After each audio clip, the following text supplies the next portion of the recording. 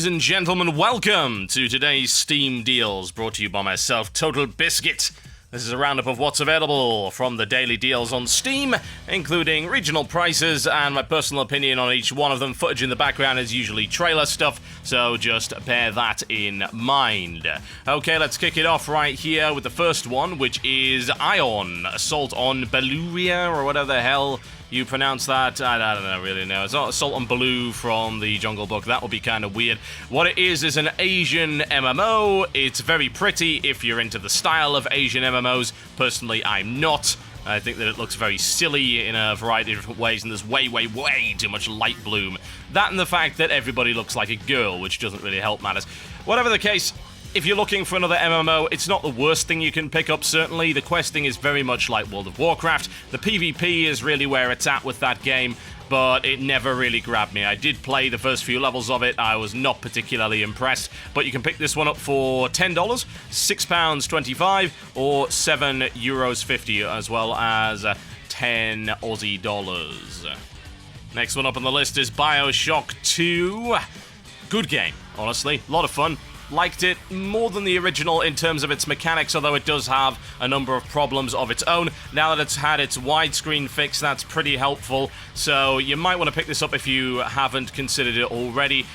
Pretty compelling single-player, serviceable multiplayer. Admittedly, it doesn't have dedicated servers, so expect a whole bunch of problems on the PC from that. And what I will say is that if you like the original Bioshock, you'll probably get into this, but it doesn't really add all that much. It fixes a few things like the annoying minigame, the pipe dream thing, that's gone, and it has expanded the variety of things you can do, like you can use plasmids and a weapon at the same time. However, I would say if you were attracted to the world of Bioshock by the luster of Rapture, that has worn off a little bit, considering it's mostly just reused art assets. It hasn't really improved in the graphical department. The cost to you will be $9.99, £6.99, or €9.99. Yes, indeed. Dollar equals euro, apparently, for some stupid reason. You can also pick up a 4-pack of this, which will save you a little money as well. You're looking at saving about 25% if you're able to split a 4-pack between friends. Next one up, if you're after a racing game, you could certainly do an awful lot worse than Burnout Paradise, the Ultimate Box, which is available for $5, £3.75, €3.75, so the Europeans do get it cheaper, and also 5 Aussie dollars. For this price, you really can't go wrong with it. It is a lot of fun. Burnout is not my favourite arcadey racing game, honestly.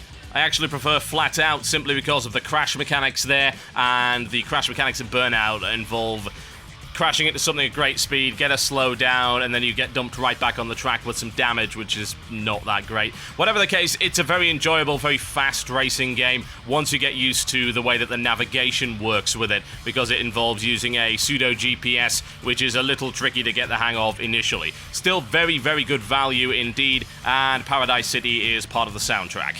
Defense Grid: The Awakening.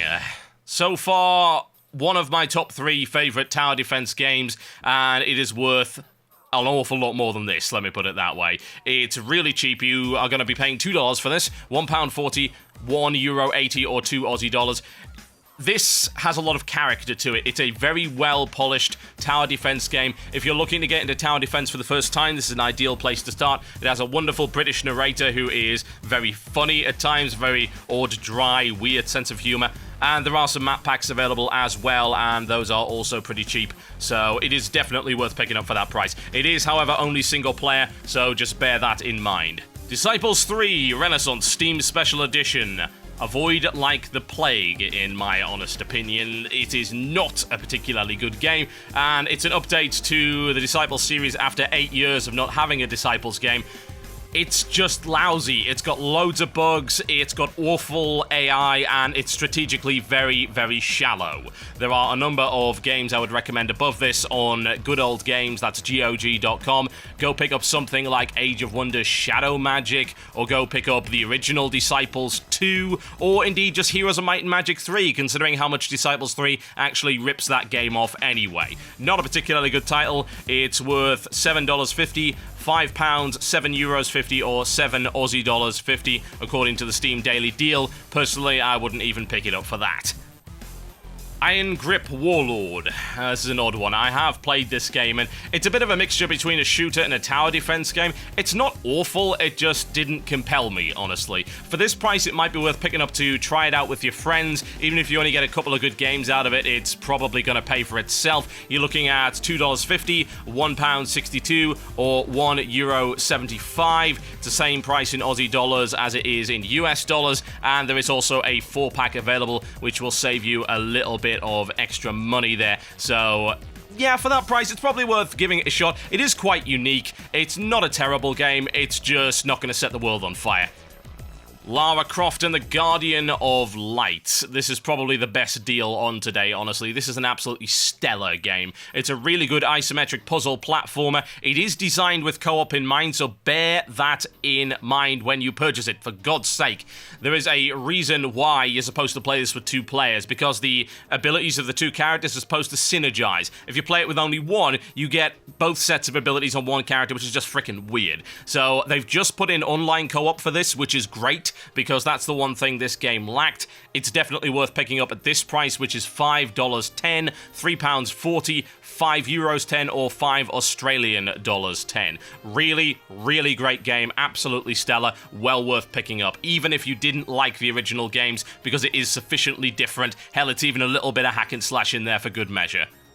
Men of War Gold Edition.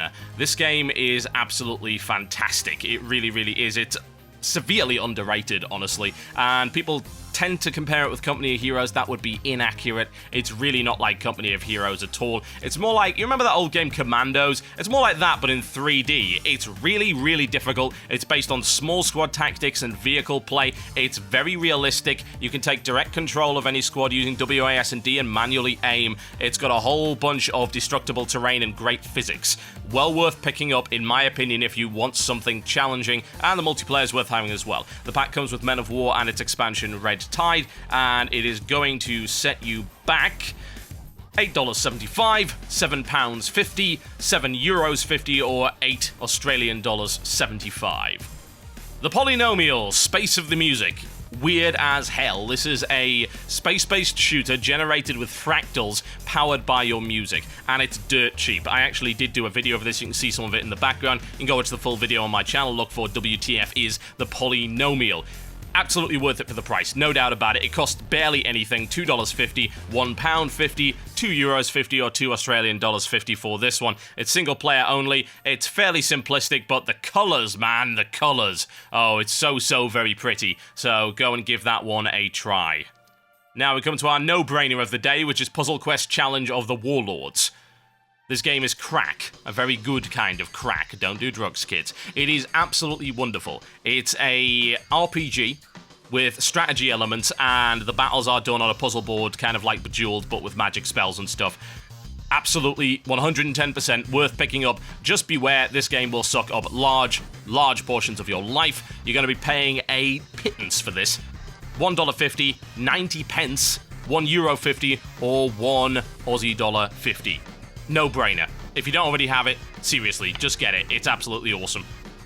Resident Evil 5. I'll be honest, I wasn't really all that charmed by this particular title. I mean, I loved Resident Evil 4 on the GameCube, played that to death. Resident Evil 5 never really grabbed me too much. I think one of the problems with it is that it is also very much based around co-op, so if you play it in single player, you'll just end up getting frustrated at your AI partner. Play it in multiplayer, it's definitely worth having a shot at, especially if you like the style of Resident Evil 4. If you didn't like the style of Resident Evil 4, avoid, because it plays in a very similar manner. Warning to PC users, it has a very narrow field of view which cannot be altered, which personally gave me motion sickness, so you might want to avoid that. Fairly high spec requirements on this game. You'll be paying $10.20, £6.80, €10.20, or $10.20 for Resident Evil 5.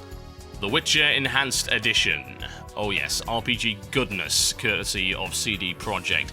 Very cool game with some grindy elements. I feel there were a few too many fetch quests in it. Plus, the combat system is either a love it or hate it kind of thing. It's kind of rhythm-based. It's quite cinematic, but some people absolutely despise it. Very bloody, very adult content in it, as well as a lot of moral grey areas. I absolutely adored it, and there is a sequel coming out very, very soon indeed. You can pick this one up for absolutely nothing, considering the amount of gameplay you're getting out of it. $5, £3.25, around €4.50, or $5 Australian dollars. Yeah, it's good. It's very, very good, and it does come with a couple of extra adventure packs, so there is a load of extra content here for you. And we come to the Gothic bundle.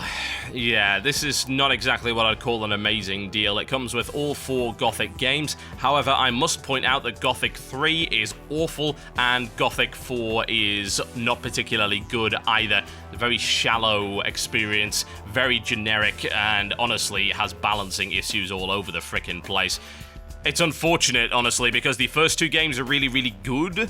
If you're going to pick up any of them, just grab Gothic 2 on its own, although I would personally just go and get it off GOG, because, hey, then you get it DRM-free with some nice extras. So, this was going to set you back $34.99, £23.99, €34.99, or $34 Australian dollars 99.